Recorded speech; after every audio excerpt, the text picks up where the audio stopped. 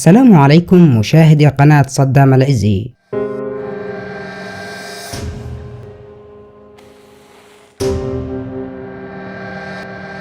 كلما قمنا بكشف خدع جديدة كلما جاءنا هؤلاء السحرة بخدع جديدة وأكثر تعقيدا وإدهاشا.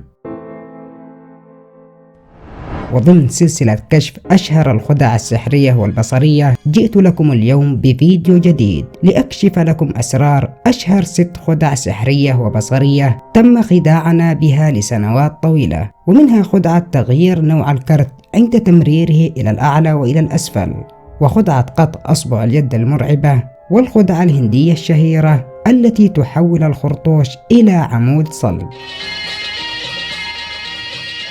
وخدعة الطيران في الهواء والتي يبحث الكثير عن حقيقتها. لكن قبل البدء ضع إعجابك بالفيديو لأرى كم شخص يحب هذه النوعية من الفيديوهات. الخدعة الأولى، خدعة قطع أصبع اليد.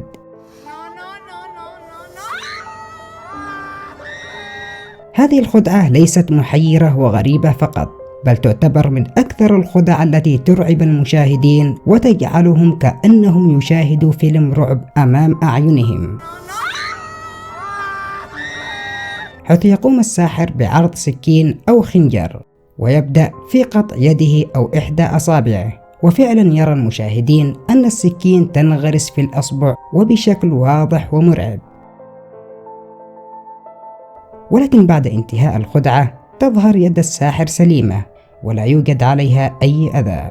فكيف تتم هذه الخدعة وما هو السر فيها؟ سر هذه الخدعة يا صديقي هو في السكين نفسها، حيث تم تصميم هذه السكين خصيصا لهذه الخدعة.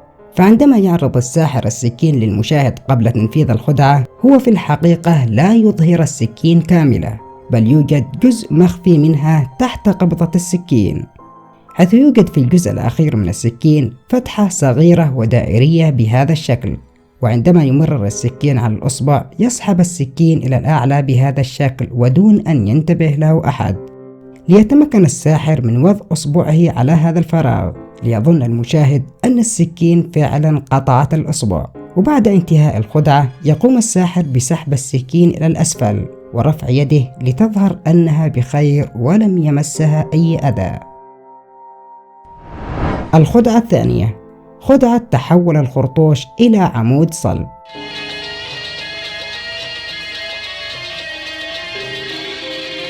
تعتبر هذه الخدعة هي إحدى أشهر الخدع الهندية على الإطلاق، وقد خدع السحرة بها الهنود لسنوات طويلة، حتى يقوم الساحر بعرض الخرطوش للمتواجدين ليتأكدوا أنه فقط مجرد خرطوش عادي. بعدها يقوم الساحر بوضع هذا الخرطوش داخل وعاء مصنوع من القصب كهذا، ثم يبدأ الساحر بالنفخ في مزماره، ليتفاجأ الحضور بانتصاب هذا الخرطوش في مشهد يذهل الجميع.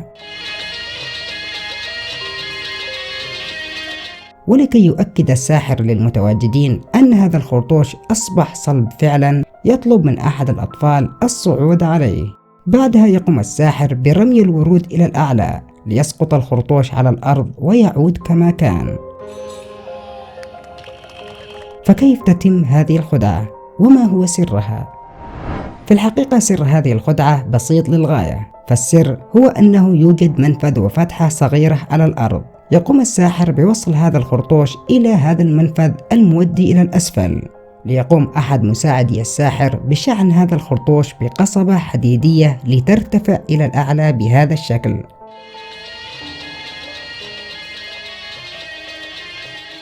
ولكي أؤكد لكم أنه يوجد فتحة على الأرض، دققوا في هذا المشهد، حيث تم تغطية هذه الفتحة بالورود. وعندما قام مساعد الساحر بوضع هذا الوعاء لبدء تنفيذ الخدعة، قام بإزالة الورود بسرعة ودون أن ينتبه له أحد، ليضع هذا الوعاء على الفتحة التي في الأرض مباشرة. هل تتذكر أيضا فيلم جاكي شان الذي قام بتصويره في الهند؟ فأثناء تصوير أحد المشاهد وهو في إحدى الأسواق الشعبية، واجه أحد هؤلاء السحرة، وحدث حينها بجوار الساحر عراك شديد، وفي نفس المشهد تم الكشف عن سر هذه الخدعة.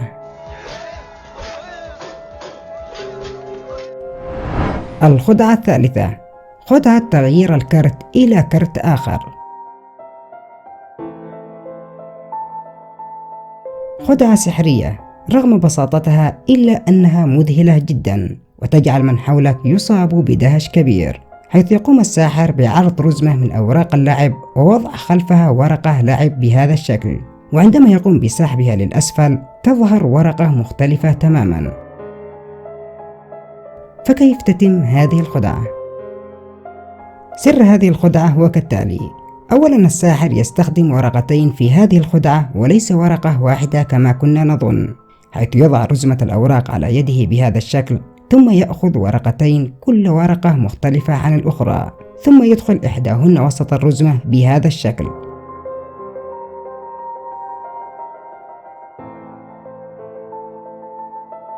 ويضع الأخرى في الأعلى بهذا الشكل، ثم يبدأ بالتحريك من الأسفل إلى الأعلى لتظهر الخدعة في النهاية بهذا الشكل. تستطيعوا أنتم أن تطبقوا هذه الخدعة وتذهلوا بها أصدقائكم. الخدعة الرابعة: خدعة جعل ورقة اللعب تستقر في الهواء. خدعة رهيبة جدا، حيث يقوم الساحر بعرض أوراق اللعب للمشاهد فتظهر لنا طبيعية، ثم يظهر لنا أيضا الساحر يديه فتظهر فعلا فارغة تماما. بعدها يقوم الساحر بعرض أوراق اللعب أمام الكاميرا بهذا الشكل، ثم فجأة ترتفع الورقة الخلفية إلى الأعلى بهذا الشكل في مشهد غريب جدا.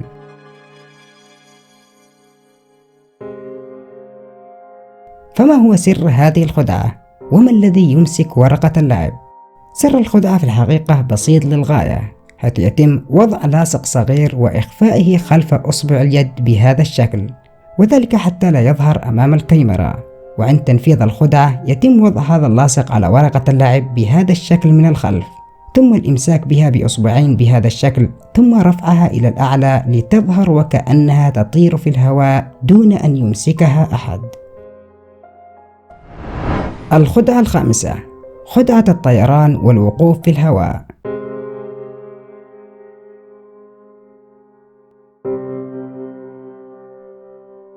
تعتبر هذه الخدعة من أشهر وأخطر الخدع التي قام بها الكثير من السحرة، وأشهرهم الساحر الشهير دينامو، والذي كشفت الكثير من خدعه في إحدى فيديوهات القناة، حيث قام دينامو بهذه الخدعة في أكثر من مكان، وأشهرها في مدينة ريو دي جانيرو أمام تمثال المسيح الفادي.